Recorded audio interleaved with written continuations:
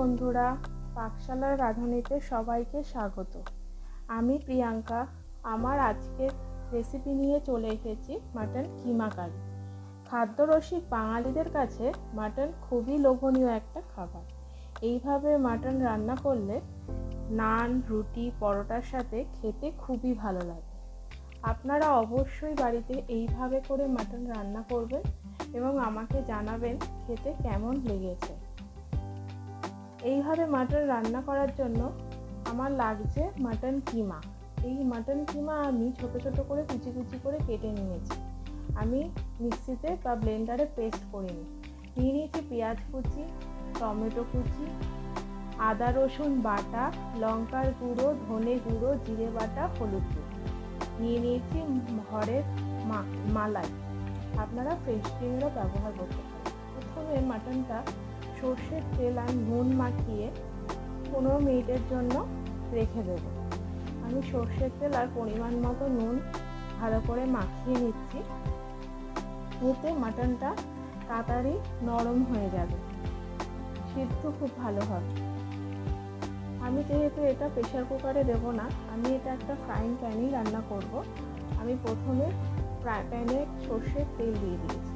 তেলটা গরম হয়ে গেলে এর মধ্যে দিয়ে দেব গোটা জিরে।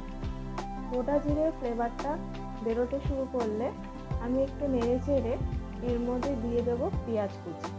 আমি এখানে দুটো বড় মাপের পেঁয়াজ কেটে কুচি করে নিয়েছি। এবার পেঁয়াজটা একটু নেড়ে চেড়ে এর মধ্যে সামান্য লবণ দিয়ে দেব। আমি কিন্তু মাংসেও যেহেতু লবণটা দিয়েছি, তাই এখানে লবণের পরিমাণটা বুঝে দিতে হবে।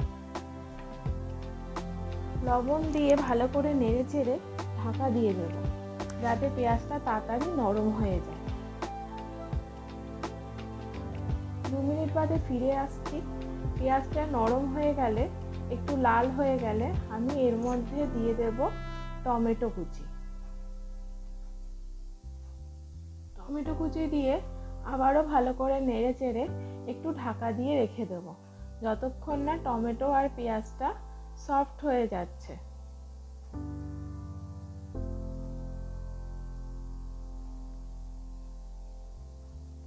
দেখুন বন্ধুরা, আমাদের টমেটো আর পেঁয়াজ কিন্তু একদম নরম হয়ে গেছে।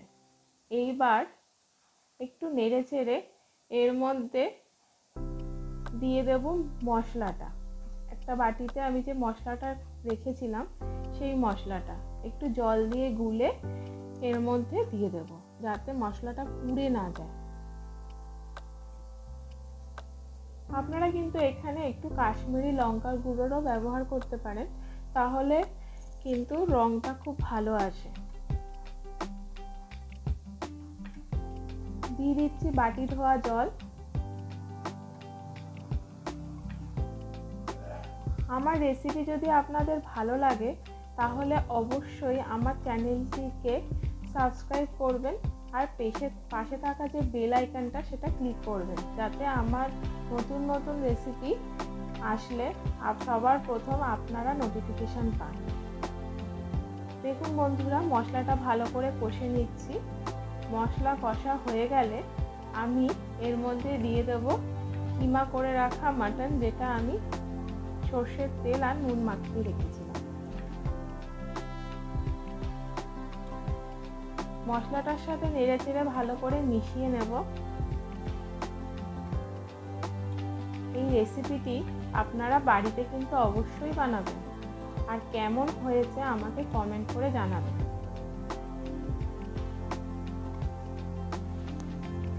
মশলাটার সাথে মাংসটা নেড়ে চেড়ে ভালো করে মিশিয়ে ঢাকা দিয়ে রেখে দেবো বেশ কিছুক্ষণের জন্য। ফিরে এসেছি 20 মিনিট বাদে। দেখুন বন্ধুরা, মশলাটা কিন্তু কষা হয়ে গেছে।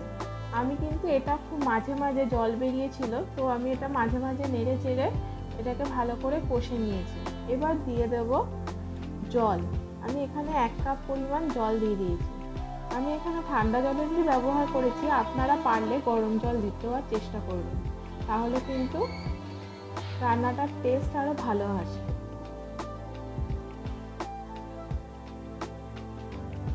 একটু ভালো করে নেড়ে চেড়ে আবারও ঢাকা দিয়ে দেব বেশ কিছুক্ষণের জন্য। দিয়ে দিচ্ছি তার আগে পরিমাণ মতো নুন।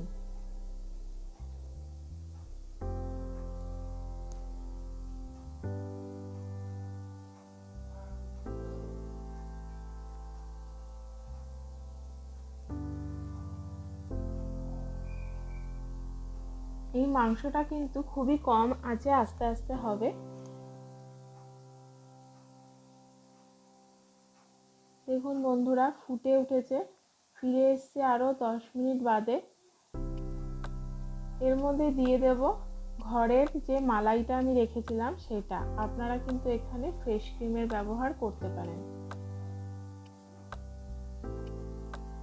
এই মালাইটা ব্যবহার করলে বেশ একটা সুন্দর ক্রিমি ভাব আসে, আর খেতেও বেশ সুস্বাদু লাগে। তার জন্য আমি এখানে ফ্রেশ ক্রিমটা দিয়েছি, আপনারা কিন্তু চাইলে নাও ব্যবহার করতে পারেন। আর আমি ঢাকনাটায় একটু আটা লাগিয়ে নিয়েছিলাম যাতে এর ভাবটা না বাইরে বেরিয়ে না যায় আর মাংসটা তাড়াতাড়ি সেদ্ধ হয়। আমি এটা নেড়ে ছেড়ে দেখুন জলটা শুকিয়ে গেছে, আমাদের মাংসটাও কিন্তু একদম রেডি হয়ে গেছে। এর মধ্যে দিয়ে দেব গরম মশলা গুঁড়ো, দিয়ে এবার আমরা মাংসটাকে নামিয়ে নেব। আমাদের মাটন কিন্তু একদম রেডি। এটা আমরা রুটি, পরোটা বা নানের সাথে খেতে পারি। এটা খেতে খুবই সুস্বাদু হয়েছিল। আপনারা অবশ্যই ট্রাই করবেন বাড়িতে, আর আমাকে কমেন্ট করে জানাবেন আপনাদের কেমন লেগেছে। আমার তো খুবই ভালো লেগেছে।